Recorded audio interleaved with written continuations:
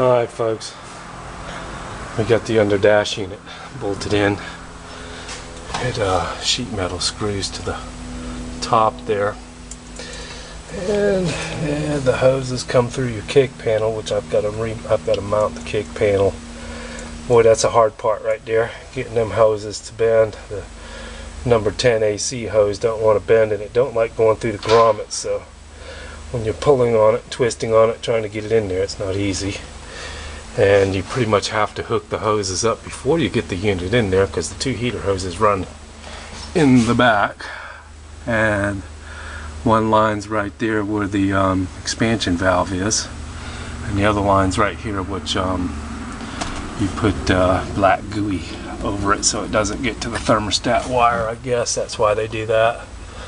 I wrap the gooey stuff all the way around it. So, but I gotta mount the little relay box and mount that, run a couple of wires. It's really a fairly simple operation. The harness plugs in, the control switches. I've already got this unit built up. I'm probably going to talk him into replacing the lens on that faceplate. It looks kind of yellowish, but I'm going to kind of show this. These are the little slide controls that connect to your sliders. As you can see how they work here. Everything has this one connects to the back side. Uses one of the factory screws to mount it, and they just slide on. These here, actually, you drill 4 little holes. Well, not little.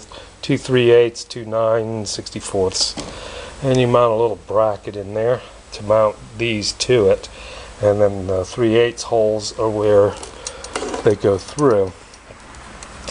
They give you a little template you can lay in here. Their template's pretty good. Everything lined up good after I drilled the holes and went through fine, so that's going to work out pretty good. Then they give you a little pigtail that plugs in right next to that harness right there, and then they give you a sequence to calibrate all the ducts, which I haven't read that yet, but it seems like it's just a straightforward procedure. As you can see, the dash is out, the wires are hanging. Let me show you.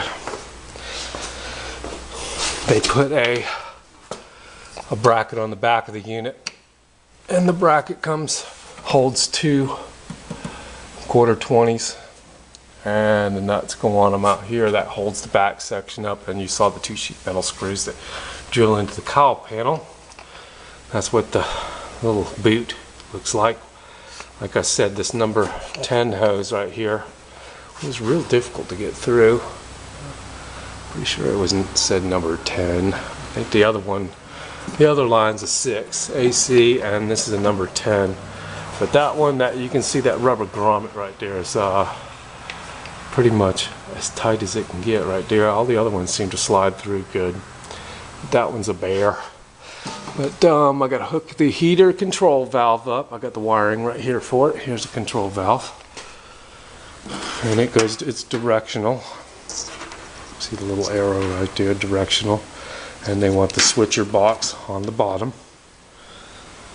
and it just hangs onto the hose and plugs into the little pigtail, which I've got all wrapped up here.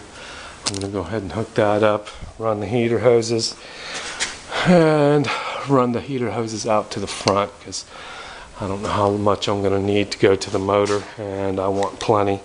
Like I said, actually looking at the instructions, it does kind of show them going underneath the fender itself and coming out right here. So that's why they give you such a long section here to wrap all the way over to the compressor. The compressor is a passenger side mount, because it has the factory passenger side power steering pump and alternator with an external reservoir, which came on the big Block 138 SS cars. We have no power brakes. This is going to be a non-power brake, but it is disc, and it does stop pretty good. I can you know, you got to stand on the brakes, but it'll stand it on its nose, so it works like it's supposed to. I kind of like non-power brakes myself, and I like non-power steering in my Corvette only because the posi. It's just me. I like to have a smooth feel on my steering wheel when I'm sliding sideways. And if anybody knows what I'm talking about between power steering and non-power steering, when your car's sliding sideways, you can almost let go of the steering wheel with non-power steering and the car will just flow the way you want it to. But that's what we're doing today, and I still have the Toyota Tacoma. This guy, yeah, I promise you I'll bring you the money. Well, he's going to be SOL pretty soon, because I'm going to buy the parts for this truck, and looks like I'm going to build it for myself. I might as well. All it's doing is sitting, and that guy's doesn't seem like he's doing me any good. Tying my money up, so don't ever dish bucks out for somebody else, especially if you don't know them. But I figured, oh well, I had the vehicle, I wasn't worried about it, and I'm still not, so. But I need to clean this trunk out too. Take all the goodies out of it. Yeah, take all the goodies out of it before it goes back out to the beach for the firewall to be painted. Alright folks, that's what we did today. It looks like I'm going to call it a day.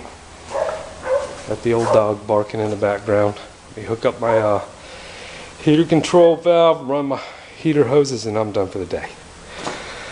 Y'all have a good day, and thanks for watching. Comment and subscribe. Take care. Bye-bye.